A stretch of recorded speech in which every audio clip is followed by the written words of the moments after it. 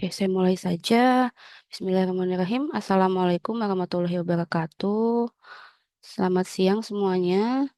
Di pertemuan ketiga kali ini, kita akan membahas mengenai pengambilan keputusan ya. Oke, nah untuk mengambil keputusan, ini tentunya harus didukung oleh sistem ya. Seperti di pertemuan kedua telah saya sampaikan, di SS itu kan bagian dari MSS ya, Management Support System. Jadi kita review lagi deh. Saya rasa tentang pengertian sistem harusnya di awal semester awal sebenarnya pasti udah pernah dibahas. Saya review dikit lagi aja kembali ya. Kalau sistem itu merupakan kumpulan objek ya. Namanya objek itu nggak cuma hardware ya, hardware fisik IT, tapi orang juga, sumber daya juga, bahkan konsep ya, konsep aturan-aturan dan prosedur berupa algoritma itu dipersatukan menjadi sebuah sistem. Nah, tujuannya untuk melakukan sebuah fungsi tertentu agar dapat memenuhi suatu tujuan. Nah, contohnya apa? Ketika kita di kampus ya universitas ini kan merupakan suatu sistem ya terdiri dari mahasiswa, fakultas, staf, gedung peralatan dan semuanya bahkan keperaturan-peraturan ya yang tertulis maupun tidak tertulis dengan tujuan mendidik mahasiswa ke mahasiswanya, melakukan penelitian oleh dosen dan penyedia layanan bagi komunitas di luar universitas yaitu pengabdian lah. Ya, jadi kan universitas itu sebenarnya melakukannya bukan cuma pengajaran ya, jadi ada tridharma pengajaran, pendidikan, penelitian, dan pengabdian masyarakat gitu ya. Makanya tetap ada KKN gitu ya. Itu contohnya. Nah, selanjutnya sistem. Nah, secara aktual ini merupakan eh, sebenarnya bisa jadi bagian juga dari sistem yang lebih besar atau jadi sebuah subsistem gitu ya. Universitas kan merupakan bagian dari kementerian gitu ya. Kementerian bagian dari pemerintahan. Pemerintahan terus aja terus ya sampai pasti mungkin ada di atasnya lagi yang lebih atas lagi. Karena setiap sistem itu kemungkinan diisikan di dalam sistem yang lebih besar. Atau itu kalau kita ngerunutnya ke atas ya. Eh ke top gitu ya, bottom to top. Atau ke bawah pun sebaliknya bisa jadi di universitas kita definisikan lagi yang lebih kecil lagi dari universitas apa? Fakultas kan ya. Fakultas didefinisikan lagi ke lebih bawah lagi apa? Prodi gitu ya. Ke bawahnya lagi di bawah prodi apa? Per kelas gitu dan sebagainya sampai ke bagian yang paling kecil gitu. Itu merupakan sebuah sistem ya. Jadi sebelum kita beranjak ke sistem informasinya, sistem itu sendiri ya tidak harus selalu berhubungan dengan IT ya. Yang penting sama-sama bergerak menempuh sebuah proses untuk mencapai sebuah tujuan. Nah, sekarang kita lihat sistem dan lingkungannya. Nah, sistem itu karena sudah ada flow-nya gitu ya, sudah ada flow-nya, udah tahu prosesnya apa, dan menuju sebuah tujuan. Nah, untuk mencapai sebuah tujuan itu kan berupa output. Nah, output itu dihasilkan melalui sebuah proses yang mana untuk bisa proses berjalan itu harus ada input gitu ya. Inputnya bisa berupa dana, sumber daya, bahan bahan-bahan ya, bahan-bahan. Dalam hal ini mungkin kalau universitas ya mahasiswa itu sendiri yang menjadi bahannya. Dalam hal ini kan artinya kalian pertama kali masuk dari tidak tahu apa-apa misalnya tentang sistem informasi sampai nanti outputnya berubah jadi sarjana. Itu kan ada pasti ada sesuatu kan ya yang masuk ke dalam diri kalian ya. Yang mana akhirnya sarjana-sarjana itu nanti bisa kembali mengabdikan ilmunya di masyarakat. Nah, proses tadi kalau di universitas ya tadi prosedurnya, programnya apa? Lewat pengajaran, disusun setiap semester, disusun ada pembagiannya berdasarkan mata kuliah dan sebagainya. Bahkan kegiatan-kegiatan di luar pendidikan pun ya, kalian ikut organisasi, ikut komunitas, itu kan termasuk salah satu yang membentuk membentuk apa memberikan ilmu juga kan, input juga sebuah proses yang nantinya akan menambah menambah output kalian ya. luaran dari kampus ya, sarjana, magister gitu ya, harus ada outputnya itu. Nah, untuk perbaikan, perbaikan baik itu di proses maupun di input, nah tentunya harus ada feedback ya. Feedback itu ya biasanya dari output. Nah, ya, kalau di universitas kan biasanya ada ikatan alumni ya. Ikatan alumni memberikan saran, memberikan pandangan, juga eh, memberikan apa ya namanya, kadang memberikan ilmu juga ya. Mungkin kalian pernah ikut kelas yang diajar oleh kakak tingkat kalian ya, kelas praktisi. Nah, itu kan salah satu feedback yang dikembalikan. Sudah keluar, sudah jadi output, tapi dikembalikan lagi untuk menambah menambah yang sudah ada, meningkatkan yang sudah ada, memperbaiki yang kurang gitu ya. Nah, hal itu biasanya bisa terjadi agar bisa diproses kan harus melalui decision maker ya. Nah, dalam hal ini misalnya contoh kelas praktisi tadi, kakak tingkat kalian, alumni-alumni misalnya masuk ke kelas, kan itu nggak tiba-tiba dia mau datang sendiri ya. Misalnya emang dia posisinya udah keren gitu, tapi kan nggak tiba-tiba dia datang sendiri ya. Pasti harus ada alurnya, menghubungi siapa, misalnya mau menghubungi dosen mata kuliahnya kah, atau didaftarkan melalui program universitas kah gitu, atau misalnya silaturahmi ke kaprodi gitu kan. Artinya kan ke orang ya, ke subjek atau objek yang memang mempunyai power untuk sebagai decision maker terhadap proses maupun terhadap input gitu ya. Nah, sistem tuh kurang lebih ya berjalannya seperti itulah. Input selalu diproses agar jadi output, di mana output memberikan feedback. Feedback selalu menjadi sebuah pertimbangan untuk proses yang lebih baik lagi, untuk input yang lebih baik lagi oleh seorang decision maker. Nah, sistem sendiri itu jika sudah ada alurnya gitu ya. Nah, ada suatu garis ya, ada suatu batas yang disebut dengan sistem boundary atau batas dari sebuah sistem. Nah, sistem yang ada itu membatasi dengan dunia luar di luar sistem tersebut. Misalnya sistem universitas ya sudah hanya berlaku aturan-aturan UPN, UPN Veteran Jawa Timur ya sudah hanya berlaku di UPN Veteran Jawa Timur. Belum tentu berlaku di mana UPN Jogja gitu, UPN Jakarta meskipun sama-sama UPN, tapi mungkin punya aturan masing-masing gitu kan ya. Beda dengan kampus yang lain, misalnya sesama kampus negeri di Surabaya misalnya, yang lain misalnya, ya pasti beda gitu. Meskipun sama-sama di bawah Kemendikbudristek misalnya. Nah itu hal-hal di luar sistem itu sendiri, misalnya tadi aturan pemerintahan, terus misalnya kompetitor, terus misalnya apa ya, hal-hal yang di luar sistem itu sendiri lah, tidak ada hubungannya ya, itu adalah lingkungan. Ya, jadi secara tidak disadari, ketika terbentuknya suatu sistem, maka akan ada suatu garis pembatas, yaitu sistem boundary yang tidak bisa tiba-tiba masuk mempengaruhi gitu. Meskipun tadi ada pemerintah misalnya, pemerintah lewat apa Kemendikbud gitu ya, ya punya ada haknya misalnya mengatur regulasi universitasnya gitu ya. Tapi kan tidak bisa tiba-tiba memberikan suatu apa ya, suatu perintah, suatu pandangan ke mahasiswa atau ke dosen kan harus bertahap ya. Harus lewat rektornya dulu, ngasih tahunya infonya lewat rektor. Rektor ngasih tahu lewat dekan, dekan ke baru ke bawah-bawahnya. Kan lewat jadi masuk ke subsistem tadi yang ada di dalamnya. Meskipun dia ada di luarnya lagi sebuah sistem yang lebih besar, tapi kan tadi ada batasannya. Kalau misalnya sistemnya ini adalah sistem UPN Jatim, ya sudah, itu eh, ada batasannya gitu ya. Power yang di atasnya pun harus melewati batas-batas khusus, batas-batas tertentu. Nah, itu tentang sistem dan lingkungan ya.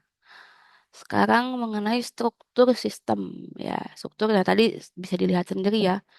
Nah, tiga ini ya, input, proses, output merupakan sebuah struktur di mana didukung oleh feedback atau umpan balik dari output untuk mengambil keputusan. Ya, dan tidak baik secara nyata, batasan nyata ataupun tidak nyata gitu ya. Kalau fisik ya di lewat gedung itu ada pagarnya gitu ya. Non fisik ya tadi lewat aturan yang hanya berlaku di UPN Jatim saja. Nah, itu dipisahkan dengan lingkungan dengan oleh sebuah batasan baik terlihat maupun tidak terlihat yang dikeliling oleh lingkungan yang memang mendukung tapi tidak bisa langsung gitu ya.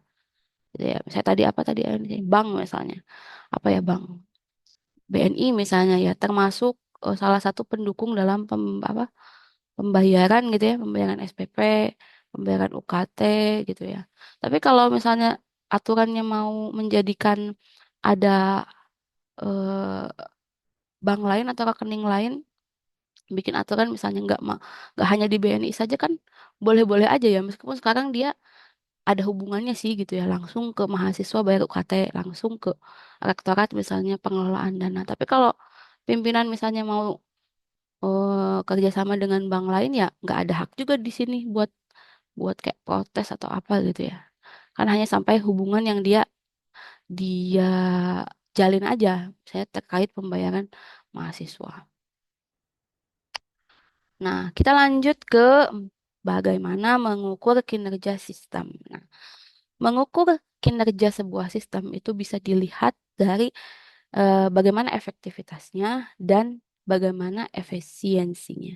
Bisa salah satu atau bisa kedua-duanya. Jadi sistem itu ada yang memang efektif tapi tidak efisien, ada yang efisien tapi tidak efektif, ada juga yang efektif dan efisien gitu ya. Tapi kalau tidak efektif dan tidak efisien, ya harus dipertanyakan ya buat apa ada sistem, perlu evaluasi gitu. Itu sistem apa yang malah menyusahkan gitu kan ya.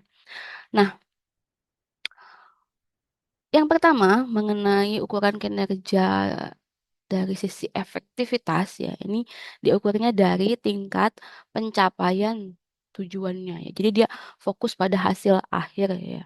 Pada hasil akhir misalnya nih, misalnya dari sudut pandang perusahaan gitu ya, perusahaan yang menghasilkan produk untuk dijual, maka pengukuran secara efektif adalah bagaimana sebuah sistem agar dapat menjual berapa banyak barang.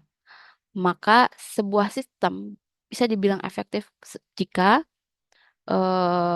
ada penjualan yang tercatatkan, gitu ya. Penjualan yang tercatatkan ya. Ini kita nggak belum dulu lihat keuntungannya ya. Ada penjualan yang terjadi yang tercatatkan. Tercatatkan sekian penjualan gitu dengan benar. Maksudnya nggak ada yang dikorupsi, nggak ada yang disembunyikan barangnya gitu ya. Intinya semua tercatat, tidak ada yang miss. Gitu. Sedangkan kalau dari sisi efisiensi ini diukur berdasarkan penggunaan input untuk mencapai output ya. Jadi kalau bisa seimbang ya, upaya yang dikeluarkan satu, hasilnya harus satu. Tapi lebih baik lagi kalau upayanya satu, hasilnya dua gitu. Nah, itu kan prinsipnya efisiensi ya. Semakin kecil upayanya dengan hasil yang sebesar-besarnya. Nah, contohnya berapa banyak uang yang digunakan untuk tingkat penjualan tertentu. Gitu. Ya, jadi ini kalau udah ngomongin profit, ya, ini masuknya ke efisien ya. Karena kalau udah ngomongin profit kan berarti selisih dari harga jual dengan harga produksi ya, harga jual dan harga biaya produksi gitu, biaya produksi, biaya marketing dan sebagainya gitu. Nah, sekarang kita lanjut ke model-model untuk DSS ya. Nah, ketika memilih model-model untuk DSS ya kita lihat ya eh, kemampuan kemampuannya itu sebagai karakteristik utamanya gitu, ciri-cirinya. Nah, yang pertama ini adalah iconic model ya. Iconic model ini replika fisik dari sistem ya, biasanya dalam skala tertentu dari bentuk aslinya. Contohnya fotografi, pesawat terbang, mobil ya. Yang kedua ini adalah model analog. Nah, kalau model analog ini representasi simbolis dari sebuah realitas ya, kelihatannya atau bertindak seperti sistem yang nyata atau real tetapi tidak mirip gitu. Contohnya bagan organisasi, peta, animasi, video. blueprint ya, menggambarkan tidak harus mirip, tapi tindakannya dibuat seperti sistem nyata. Nah, sedangkan yang terakhir model secara matematis atau kuantitatif ya, di mana model ini adalah sistem yang tidak dapat direpresentasikan secara ikonik maupun analog ya. Ini supaya model yang lebih abstrak itu bisa dijelaskan oleh model matematis atau kuantitatif ya. Nah, sekarang dari ketiga jenis model itu sebenarnya apa sih manfaatnya kita perlu membuat model dulu tidak langsung ke DSS-nya. Yang pertama, kalau dibuat model itu ya pastinya akan lebih murah ya karena model itu kan tadi secara definisinya ada beberapa yang bilang replika lah, simbol lah gitu ya. Kan artinya tidak versi aslinya gitu ya. Ya, ketika tidak versi aslinya atau ukuran seperberapanya, sepertiga, seperempat, atau sepersepuluh banding-bandingan gitu ya, itu kan analisisnya akan lebih murah gitu ya. Kayak misalnya contoh tadi apa di peta gitu ya. Untuk kita bisa mengetahui jarak jarak dari kota mana ke kota mana, dari kota A ke B gitu ya. Ya kalau nyatanya ya untuk tahu ya misalnya diukur dong ya. Diukur kita jalan gitu ya pakai meteran apa gimana ya secara fisik ini ngomongnya gitu ya. Kita ngukur gitu berapa langkah berapa meter dari A dan ke kota B gitu. Tapi kan nggak perlu ngelakuin hal itu ya. Ada cara yang lebih mudah dan murah. Ya cukup lewat peta aja kan ya. Dilihat itu peta kan peta itu ada satuannya ya. Saya nggak tahu sih kalian maksudnya sempat ngerasain belajar peta fisika di SD? Masih sempat apa udah digital ya kalian zamannya? Masih masih pegang peta peta fisik masih? Pernah megang nggak? Belajar IPS nggak sih? SMP? Masih? Masih, Bu. Masih ya. Nah itu kan ada satuannya tuh. Satu banding berapa ya? Gampang tinggal dikali aja. Misalnya jarak kilometer dikali dengan satuan satu banding berapa. Udah gitu kan. Itu sebelum adanya teknologi digital. Kalau digital kan sekarang Google Map ya nggak usah mikir kayak gitu. Udah tahu ya. Jarak dari kota A ke B ya udah point to point langsung dihitungkan gitu. Nah, kayak gitu ya. Artinya pasti pasti lebih murah daripada melakukan percobaan dalam sistem yang nyata. Oke, dan yang pasti menyingkat waktu ya. Contohnya tadi mau ngukur jarak itu ya butuh waktu dong ya perjalanan dari suatu tempat ke tempat yang lainnya gitu ya. Nah, apalagi sekarang ada peta bentuk digital, operasi bertahun-tahun dapat diselesaikan dalam hitungan menit di komputer ya. Terus ketika dibuatnya dalam bentuk model, model ya. Tadi model yang mana yang model? Misalnya analog maupun matematis gitu ya. Dengan adanya perubahan variabel ini akan lebih mudah dilakukan dan tidak mengganggu jalannya operasi harian. Terus kalau ada kesalahan, adanya error juga terasanya lebih kecil ya.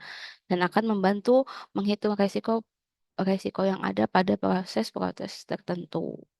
Nah, model matematis juga memungkinkan analisis terhadap sejumlah solusi yang lebih besar. Jadi tinggal ditingkatkan lagi. Misalnya ini bikin sistem model simulasi ya, mensimulasikan keputusan untuk penjualan eh, di tingkat kota misalnya pada periode 1 bulan.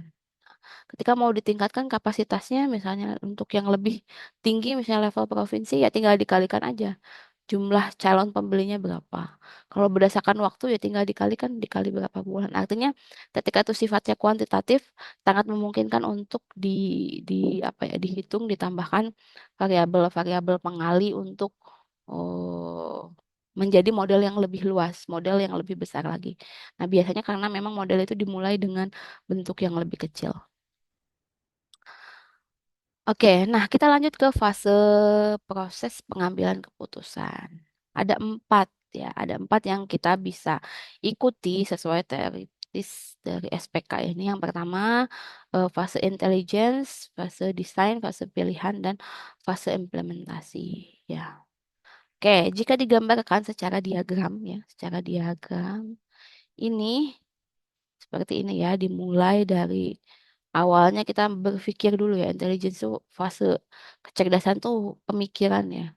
Mikirkan, terus lanjut ke fase desain, fase pemilihan. Nah, di setiap antara fase intelijen, fase desain, dan fase pilihan.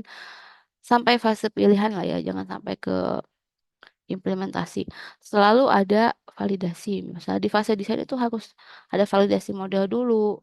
Terus ketika di fase pemilihan harus ada verifikasi dan ada pengujian sebelum benar-benar ke implementation. Karena ketika kalau tidak ada validasi dan verifikasi di awal ya langsung mengimplementasi aja gitu ya, maka kemungkinan gagalnya lebih besar gitu. Ketika gagal ya mau nggak mau harus merunut kembali ke belakang. Yang salah apakah di fase desain, yang salah apakah di fase pemilihan, atau malah sejak awal sudah salah gitu kan ya. Makanya untuk mencegah dan menghemat waktu, sejak awal si asumsi-asumsi yang masuk ke dalam fase intelijen itu perlu divalidasi saat fase desain. Tapi ini juga ketika bahkan ketika sukses pun ya, misalnya ngambil keputusan ketika sukses pun ya belum berarti masalah selesai karena realitanya gitu ya. Realitanya di kehidupan nyata masalah itu kan selalu ada. Bahkan penyelesaian sebuah masalah A itu bisa jadi memang menyelesaikan masalah A, tapi akan ada bonusnya misalnya masalah A.1, A.2 atau malah menimbulkan masalah yang sama sekali jauh berbeda gitu ya. Masalah B gitu ya. Seperti itu. eh Ya misalnya kalau kita apa namanya di sebuah universitas gitu ya mau mengadakan mengajukan prodi baru ya. Seperti di UPN ini kan semakin berkembangnya UPN selalu gencar mendirikan prodi baru ya. Mulai dari awalnya dulu masih IF aja, terus SI, terus jadi ada Sains Data, sampai akhirnya jadi ada BISD gitu kan. Itu kan awalnya hanya ada IF. Misalnya di fakultas, kalau nggak salah sejarahnya ya dulu. Saya belum ada sih, dengar dari senior gitu ya. IF dulu di Fakultas Teknik gitu kan ya. S- Jadi fakultas sendiri dengan ilmu komputer, dengan SI gitu kan ya. SI, dosen IF sebagian jadi dosen SI. Ada dosen lagi, ada prodi baru lagi BISD, sebagian dosen SI dan IF jadi dosen BISD dan rekrut yang baru lagi gitu kan ya. Dan terus kayak gitu ya. Ya prodinya ada, prodinya selalu ada nambah baru, tapi dosen yang sebelumnya ada di prodi sebelumnya kan jadi keambil satu dua orang gitu ya kan itu sebenarnya bisa jadi masalah juga gitu kan ya karena ke prodi yang baru itu jadi tambahan, tapi di prodi asalnya kok ngurang gitu ya. Harusnya ketika ada yang prodi baru, harusnya yang nambahnya itu bukan cuma di prodi barunya, tapi prodi yang ketika mau ada pendiriannya ikut ditambahin juga dong. Harusnya kayak gitu ya. Tapi kan kadang-kadang kenyataannya nggak gitu gitu. Apa? Mungkin dari atasnya ngelihatnya, "Ah, yang penting nambah buat ini gitu kan. Nambah buat apa namanya itu prodi baru aja gitu. Padahal di baliknya itu kan ada ngekor-ngekor lagi masalah gitu kan ya. Nah, kurang lebih seperti itu. Nah, kita bahas satu-satu ya. Tadi dari cerita cerita historinya Fakultas Ilmu Komputer tadi. Nah, kita coba bahas ke fase intelijensi ya. Nah, tadi yang jelas ketika di fase intelijensi kan harus menemukan masalah. Ya, masalahnya apa kalau mau masalahnya apa yang ingin diselesaikan gitu sih lebih tepatnya. Awalnya dulu menemukan masalah yang ingin diselesaikan. Klasifikasi masalahnya terstruktur atau tidak terstruktur. Terstruktur itu kan berarti masalah yang berulang akan ada tiap tahun gitu ya. Sama masalah yang tidak terstruktur yang jarang gitu ya. Mungkin biar nggak ngantuk ya, saya tanya dulu deh. Kalau pendirian prodi itu termasuk masalah terstruktur atau tidak terstruktur? Gimana nih? 43 orang yang online di sini. Kira-kira masuk ke yang mana nih? Struktur apa tidak terstruktur? Ayo, ayo. Ini pada online pada ngantuk kah? Terstruktur apa tidak terstruktur? Ayo, ada yang mau coba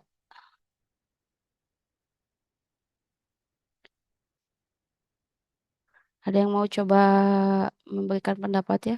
Mendirikan prodi, mendirikan prodi itu masuknya apa? Terstruktur atau tidak terstruktur? Wah, harus saya buat ini segala ya, tapi nggak bisa ya, udah jalan. Saya tanya deh, kalau nggak ada yang jawab, saya tanya nih. Pada ngantuk apa ya? Iya, saya nggak tahu juga ini lagi dengerin saya apa enggak. Apa ketiduran tadi kepanjangan ya? Harusnya nanyanya sejak awal ya. Coba nih siapa nih yang kelas C? Yang kelas C yang harusnya kelas C. Karena kelas C saya cari namanya yang dari C ya. Oh ini ada. Cendana, Cendana ada Cendana.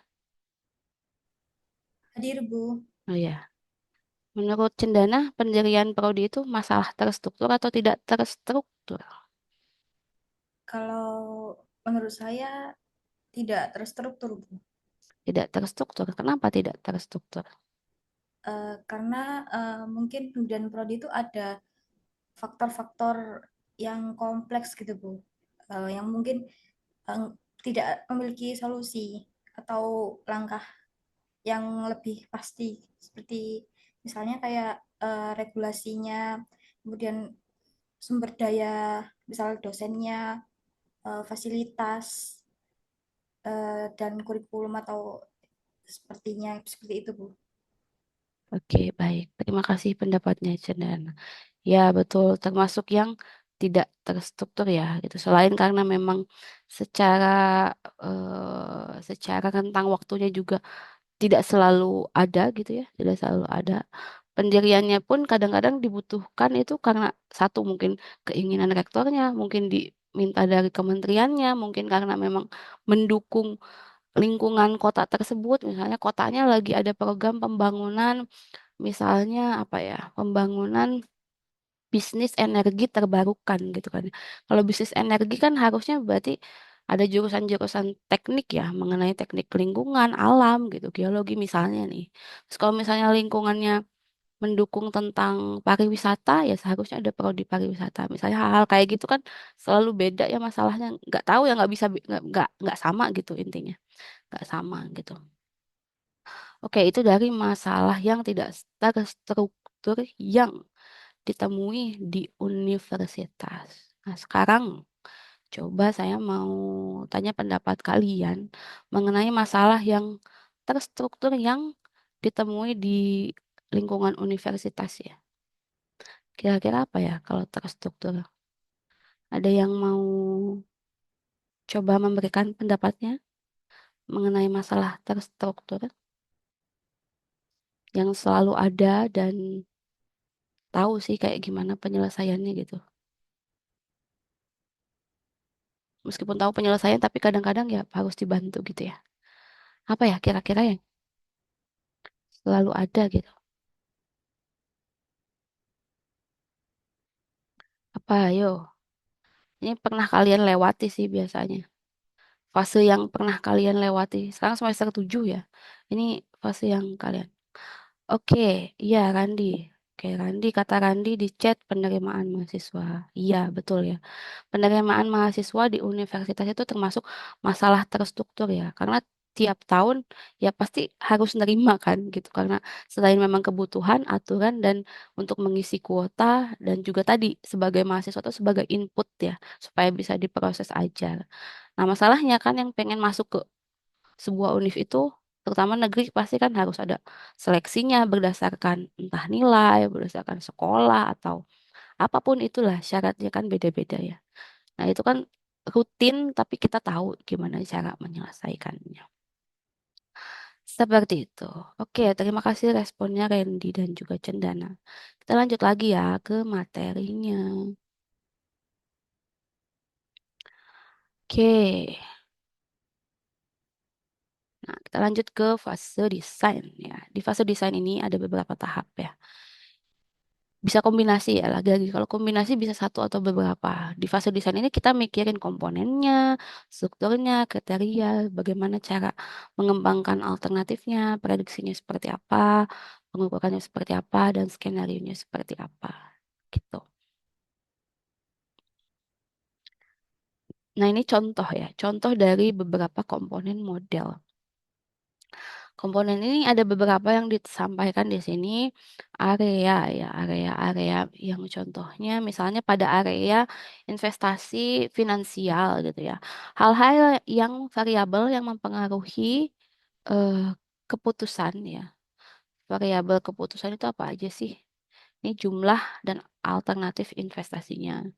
Terus apa periode lama lama pe- menginvestasikannya, terus timingnya kan penting. Hasilnya akan mempengaruhi pada total keuntungan, terus rate-nya gitu kan ya.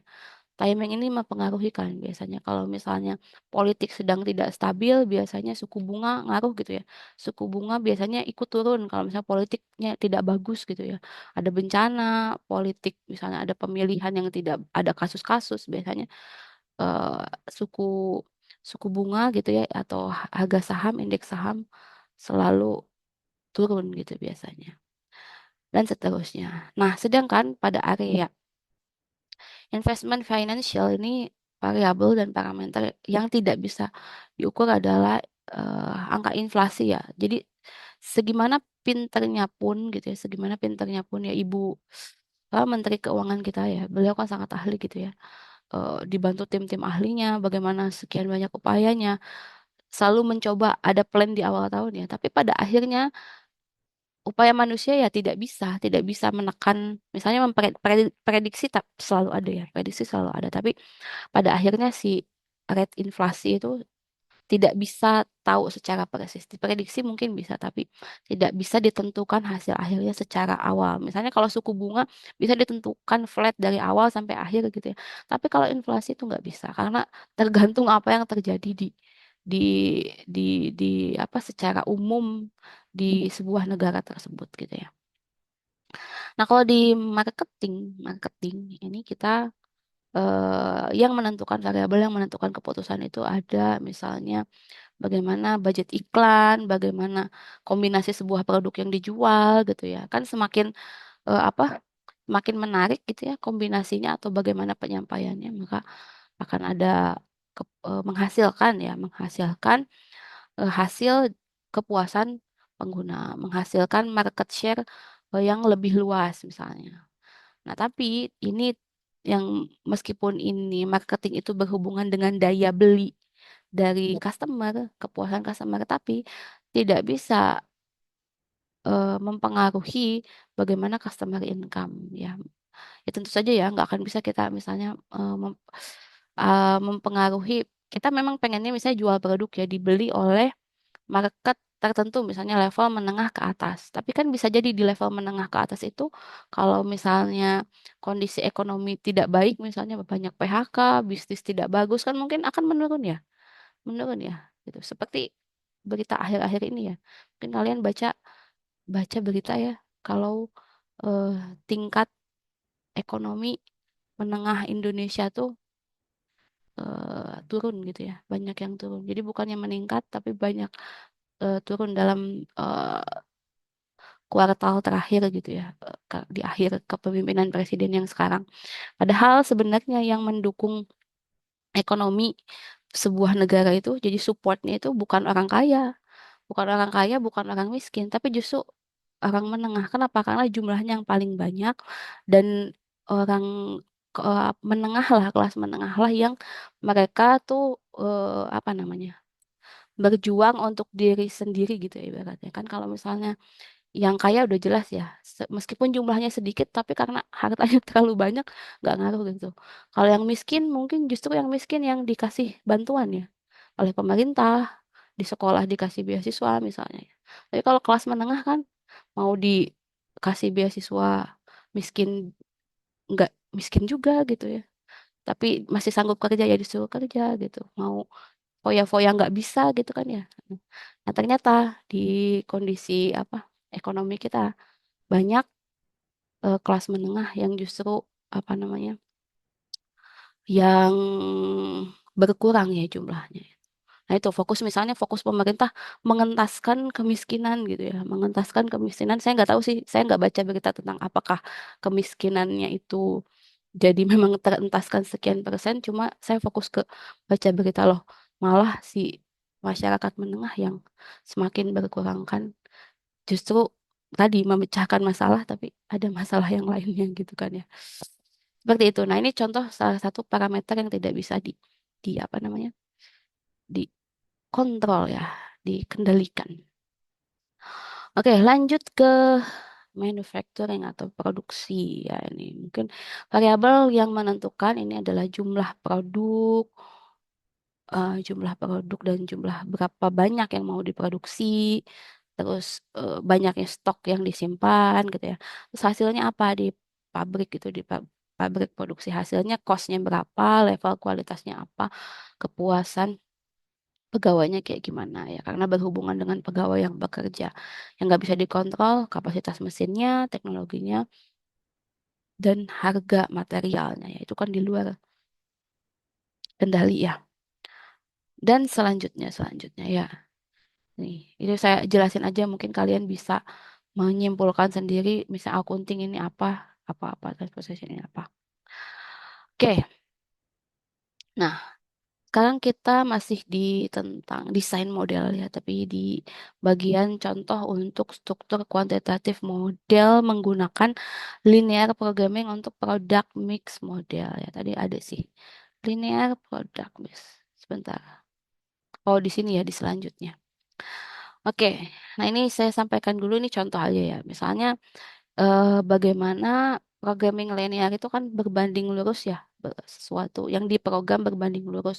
Misalnya semakin banyak input maka akan semakin banyak output gitu. Nah, contohnya dalam hal ini adalah keuntungan. Keuntungan semakin banyak barang terjual, otomatis keuntungan semakin naik ya. Makanya ini disebut dengan pemrograman linear menghitung, menghitung eh, secara linear tadi. Linear itu yang pokoknya seimbang gitu. Jika naik A maka B akan naik gitu ya. Nah, variabel decisionnya adalah misalnya kita misalkan X1 itu adalah unit dari PC 7, X2 itu adalah unit dari PC 8. Nah, hubungan secara matematikanya itu adalah bagaimana eh, profit itu seimbang dengan constraint ya, dengan constraint bisa menyeimbangkan constraint sesuatu yang tidak dikontrol, yang tidak dapat dikontrol. Nah, tadi hubungan dari tabel yang tadi decision variable akan mempengaruhi result variable ya atau variabel hasil. Nah, karena ini linear, jadi kan maka sekian total profit yang dalam hal ini disebut Z. Misalnya ketemu nih rumusnya. Untuk mencapai total profit sekian, sekian nominal Z, itu maka harus menjual 8.000 produk X1 dan 12.000 produk X2. Ya, karena ini kan penjualan untuk produk mix ya. Jadi untuk mencapai keuntungan maksimal tuh si produknya harus kejual sekian kombinasinya. Nah, tapi kan faktanya ya si konsen itu hambatan yang nggak bisa dikontrol tadi ya ya bisa jadi kan penjualannya itu gimana kalau cuman eh, hanya 300 X1 saja dan 500 X2 saja nah ini keuntungannya nanti akan kurang dari 200.000 nah atau eh, jika eh, penjualan barang X1 ini hanya 10.000 gitu. Sedangkan X2-nya melebihi sih, X2-nya melebihi gitu ya. X1-nya juga melebihi. Nah, maka ini akan keuntungannya senilai 8 juta. Nah, hal itu kan nggak bisa di- diprediksi meskipun kita sudah membuat rumus gitu ya. Bisa jadi penjualannya kombinasinya kurang atau malah lebih gitu kan ya. Tapi yang jelas di sini sudah ada hasil yang dihitung bagaimana untuk mendapatkan profit maksimal ya. Ini setidaknya ada target untuk eh, mendukung keputusan gimana caranya supaya profitnya maksimal ya. Oke, itu contoh aja. Kita lanjut ke masih di desain pada kriteria evaluasi.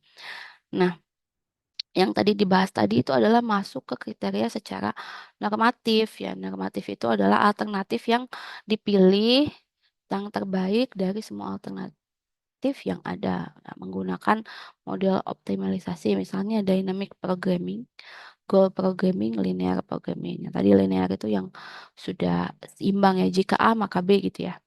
Goal programming itu diprogram untuk mencapai goal tertentu, sedangkan dinamik itu pemrograman yang akan ada berubah tergantung aspek yang ada. Nah, sedangkan deskriptif ini menggambarkan bagaimana sesuatu hal yang diyakini, dia menyelidiki konsekuensi dari berbagai alternatif tindakan pada input dan proses yang berbeda-beda. Contohnya simulasi ya. Nah, itu dia di fase desain tentang kriterianya. Kita lanjut ke fase yang ketiga yaitu fase pemilihan atau fase pilihan. Nah, mau tidak mau pada sistem pada pengambilan keputusan ya, sorry belum sistem pengambilan keputusan. Pada pengambilan keputusan nah, harus milih nih, milih. Nah, karena pilihan itu adalah tindakan pengambilan keputusan yang kritis di mana harus ada komitmen dari keputusan yang diambil ya, karena ya tadi milih satu. Pemecahan model pengambilan keputusan melibatkan pencarian tindakan yang tepat, misalnya oleh teknik analitik dan oleh algoritma. Nah, jika suatu alternatif memiliki berbagai tujuan, maka semua tujuannya harus diuji. Ya, kan kalau memilih cari yang terbaik gitu kan ya. Ya, menggunakan analisis sensitivitas untuk menentukan ketangguhan berbagai alternatif yang ada.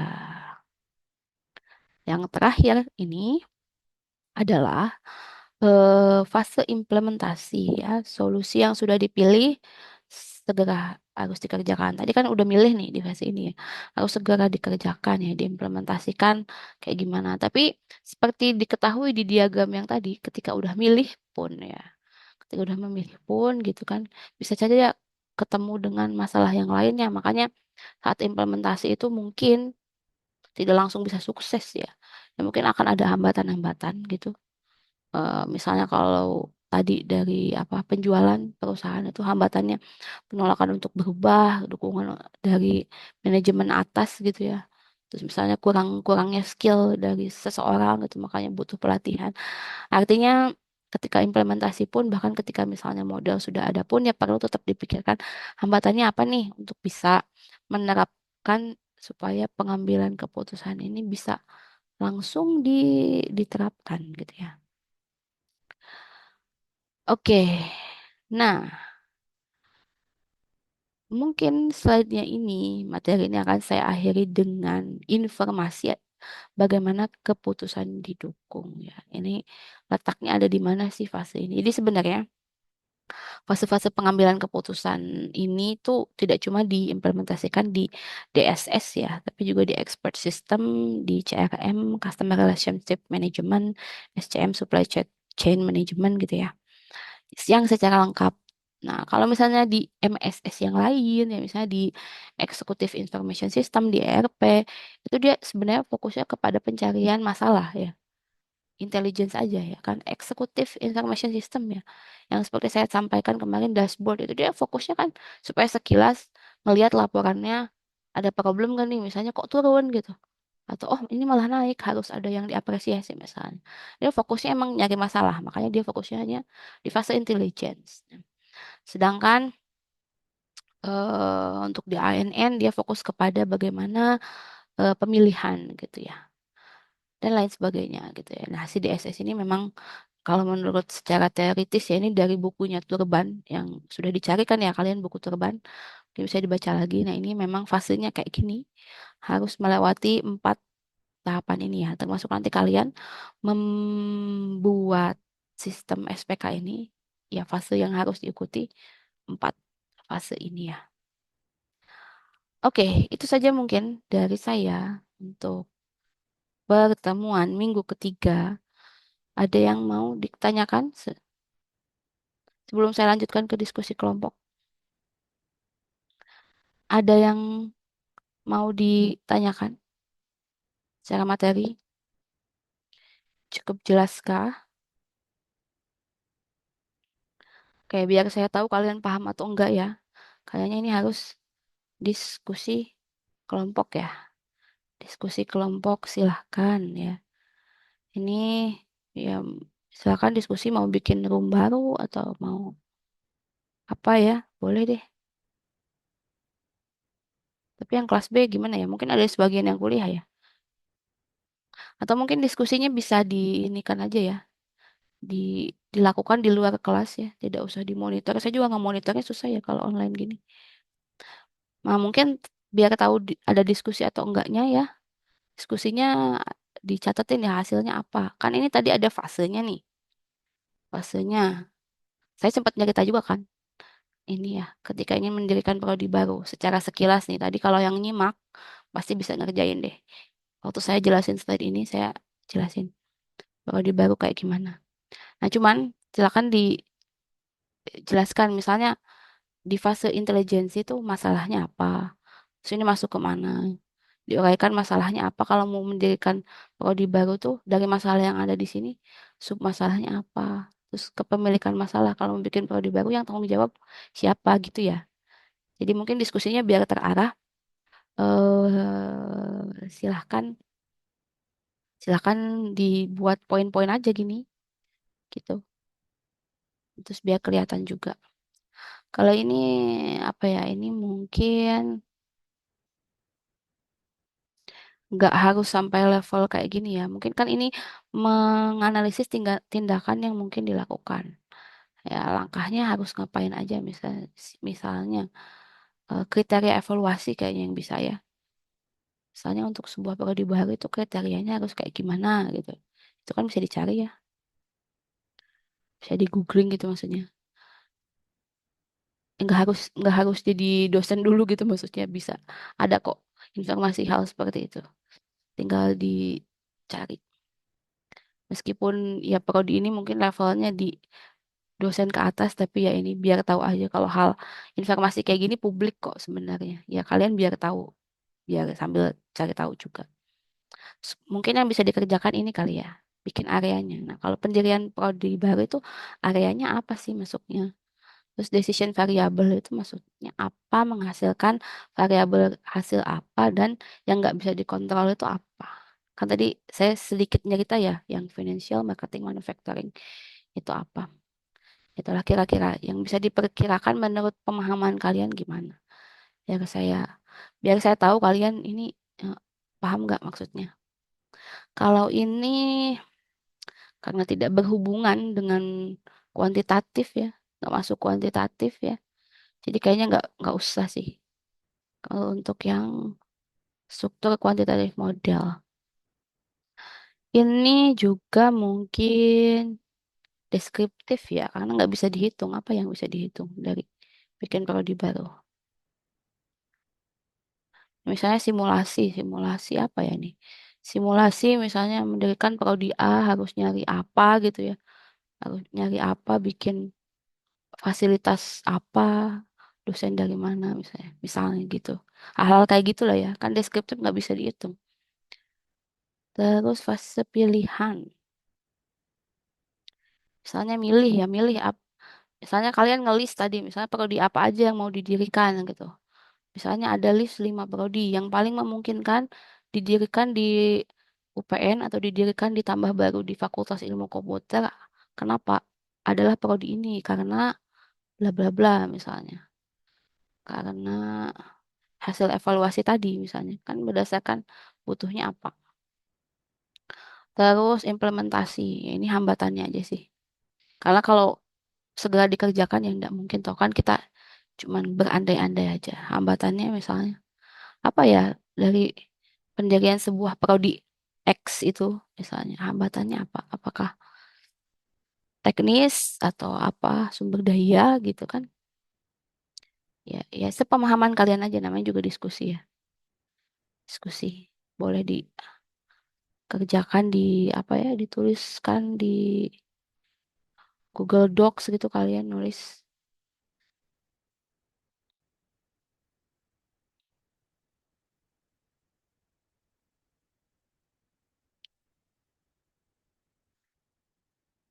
gimana? Apakah bisa dipahami untuk diskusi kelompoknya? Nanti udah saya end itunya ada yang ngechat lagi. Bisa dipahami nggak? Bisa dipahami nggak? Oke, oke paham ya. Oke, berarti nggak usah ini ya. Kalau mau nanya di grup aja ya, biar nggak satu-satu jawab nih. Kadang kemarin tuh kada udah dikasih tugas gitu terus japri lagi lah gitu. Ya, soalnya saya takutnya kurang jelas. Oke, itu aja mungkin dari saya diskusi kelompoknya. Untuk deadline-nya kapan? Deadline-nya ya minggu depan aja. Ya, kita bahas lagi sama-sama. Ya ditaruhnya di drive ya, di drive kelompoknya. Jadi mau dibuat doc sama-sama ngerjain, siapa yang ngerjain ya kan kelihatan siapa yang ngerjain gitu di situ.